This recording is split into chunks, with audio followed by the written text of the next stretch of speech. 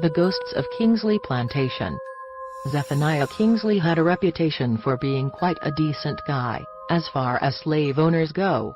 Once his slaves had completed their assigned work for the day, they were free to do whatever they liked, such as fishing or gardening. If they produced and sold anything, they kept the profits. Kingsley married a slave, named Anna, in an African cemetery, and she went on to become quite wealthy in her own right. He even learned an African language. The real villain on that plantation in Jacksonville, Florida was another slave, who raped and murdered the slave women. His fellow captives hanged him from an oak tree, and his ghost is said to still stalk the place. Locals call him Old Red Eyes, because that's what most people see of him, down the nearby road. The glowing orbs appear just behind your car, and the sounds of his victims follow them along the roadside. A second ghost with glowing eyes resides in an unfinished house on the plantation. If you have a good heart, then the ghost takes the form of a white woman that waves at you.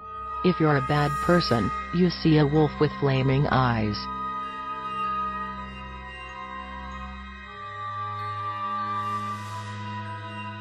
Booger Hollow. One of the most famous uprisings in the history of slavery was led by Nat Turner in Southampton County, Virginia in 1831. Rebel slaves killed 55 people, and many more slaves were killed in revenge. The act made many slave owners uneasy, and they marched their most unruly slaves further south to be sold to anyone that would take them.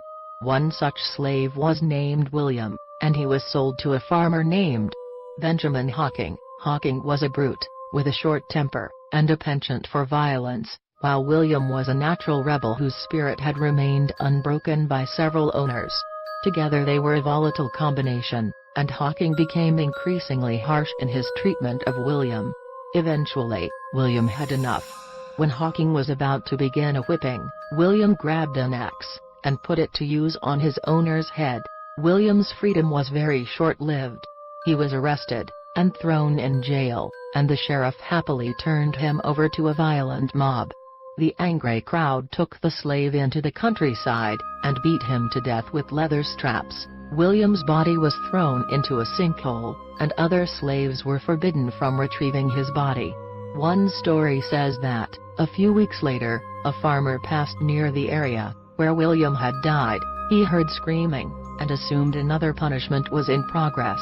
When he went to investigate, he saw a slave bound, screaming, and writhing in pain. Yet there was no one else around, and the slave seemed to be suffering at invisible hands. The farmer fled, but many other people claimed to have seen the ghost of William tearing at his bonds. The sightings stopped suddenly in 1945. Perhaps William broke free.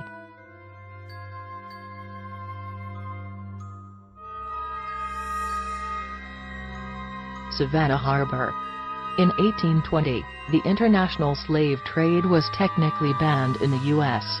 Pirates, however, made their money gathering escaped slaves and shipping them overseas, such as to the Caribbean and South America. The French ship Gritly was one vessel that took part in this, and in 1854 it pulled into Georgia's Savannah Harbor to collect 71 runaways.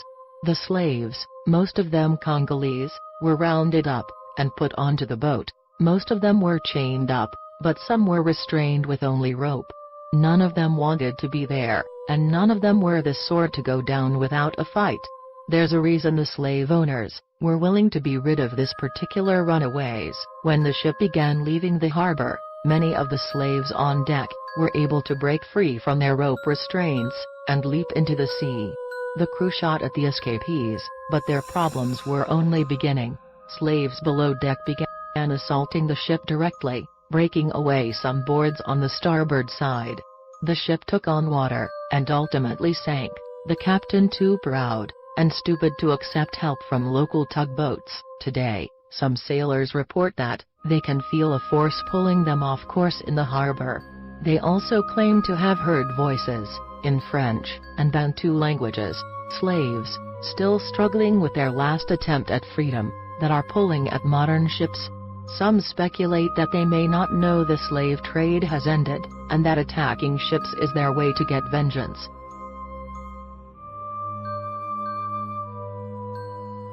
Buckner Mansion.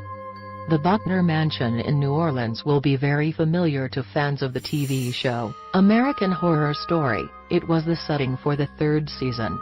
You can even rent the place yourself, if you have a few $1,000s to spare. If you do, then it comes with its own housekeeper. Unfortunately, the housekeeper in question died in the 19th century. Miss Josephine was a freed black woman in charge of the slaves that worked at the house. She ran the house flawlessly, and she continues to do so after the Civil War, even when all the slaves were gone. She was so dedicated that guests say she still runs the house today. Guests have reported the sound of a broom, and the scent of lemon her favorite, moving from room to room. The chandeliers swing, doors open and close themselves, and lights flash on and off. Some people have seen her apparition at the window. A sense of sadness can apparently be felt in her room, the result of the various slave women and babies that died there during childbirth. Doesn't worry about that if you rent it, though, as you have 7 other bedrooms to choose from.